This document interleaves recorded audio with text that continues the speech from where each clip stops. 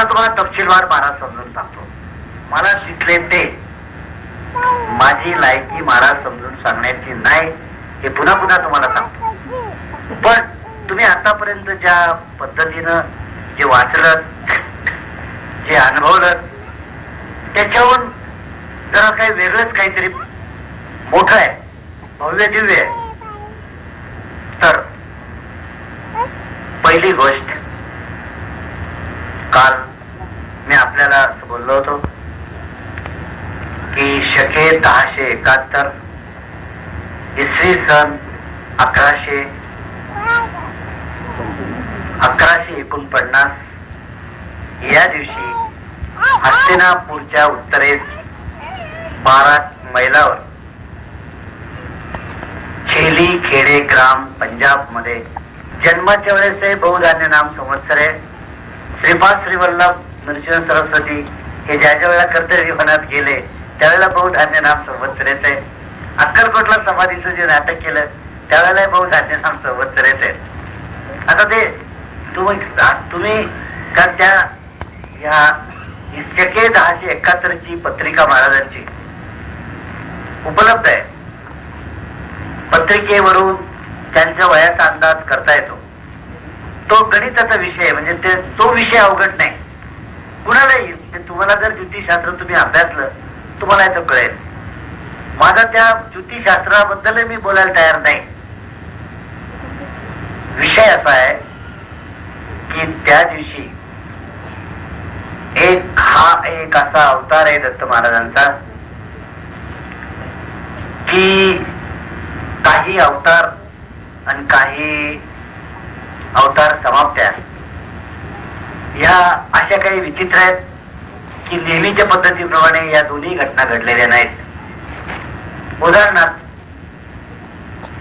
भगवान विष्णूने ज्या नाटकातून राजा दशरथ कैकेयी वर पुत्रकामिष्ठी यज्ञ अयोध्या, त्या यज्ञातून केलेली फळं, ते पसायदान आणि त्याच्यातून झालेला कौशल्याच्या पोटी जन्माला आलेला राम,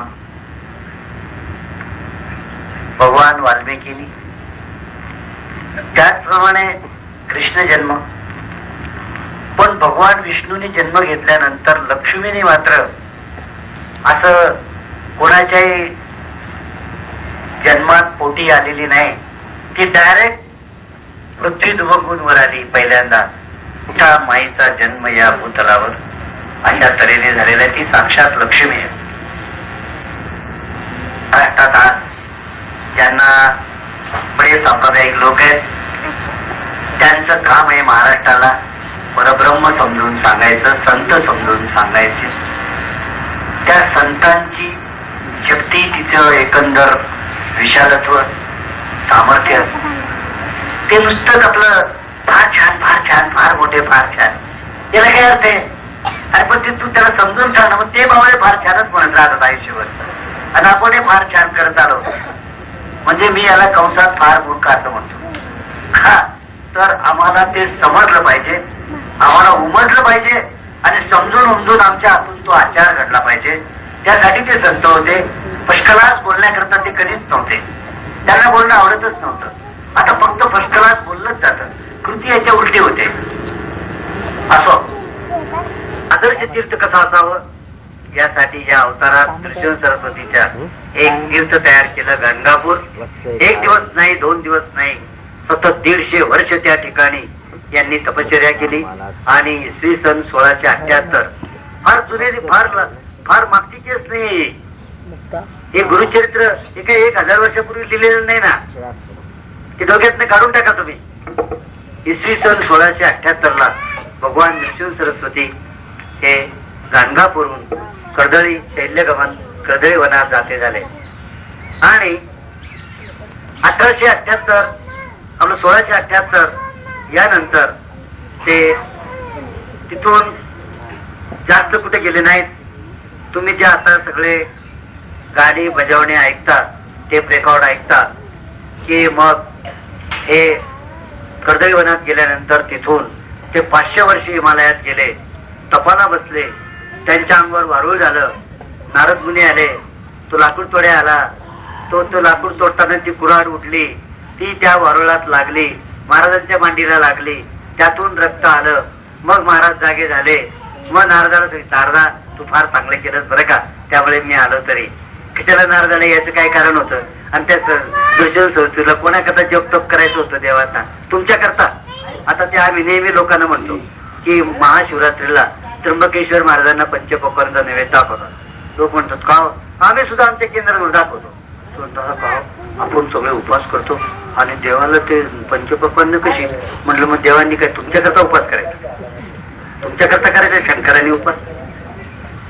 तुम्ही कोण त्याला उपवास करायला सांगणार आहे? तसं त्या दत्त महाराजांना किंवा स्वामी महाराजांना कोणाकरता तप करायचं? त्यांना काय जरुरी तप करायचे? कोणाकरता तप करायचं होतं?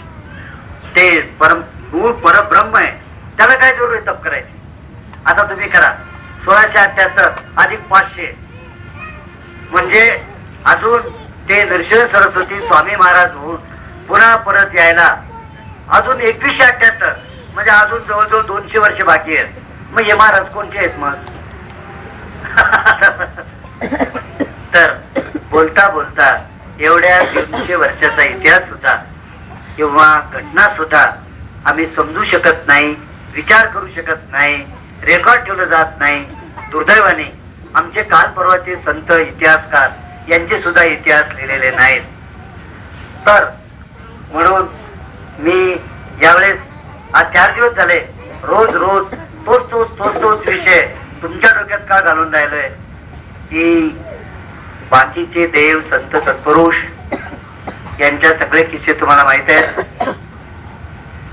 महाराज यांच्या तुम्ही अनुभूती घेतलेल्या आहेत. आपले काही संकट महाराजांनी निवारण केलेले आहेत आणि एवढं तुमचं कल्याण केलं असताना तुम्हाला इकडे तिकडे जायची काय जरूर आहे? आणि म्हणून ही जी आमच्यामध्ये वैचारिक थोडी जिला आपण कमजोरी म्हणतो, अनिश्चित बुद्धीचा निश्चय नाही, मनाची पक्की धारणा नाही, त्या कारण आम्ही नेहमी सांगतो तुमचं आता महाराजांनी काम केलंय ना, तुमच्या खात्यावरची बाकी संपली. आता जर संकट आलं महाराज काहीही करणार नाही, बाकी बँकेत राहू द्या, उठसूट चेक फाडू नका, आणखीन जमा करा पण नावेर कलमा घालू नका.